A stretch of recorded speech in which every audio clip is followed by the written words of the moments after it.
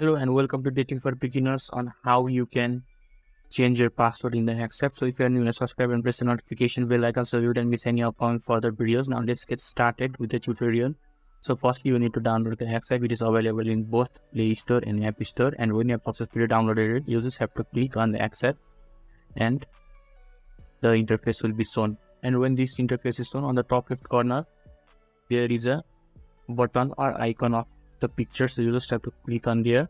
And after that, on the bottom part, there is setting and support. You just have to click on there once more and two different options will be opened. And there is a setting and privacy option. You just have to click on the setting and privacy option. After that, in the first, there is your account section. So you just have to click on your account section. And in second option, there is change your password option. Just click on the change your password option once again. You just need to add your current password and you need to add a new password. After that, you can update your password successfully or change your password successfully. Now I have added my correct password. Now I'll just enter my new password and confirm it. I have entered my new password and confirmed the password as well. Now I just click on the update password button.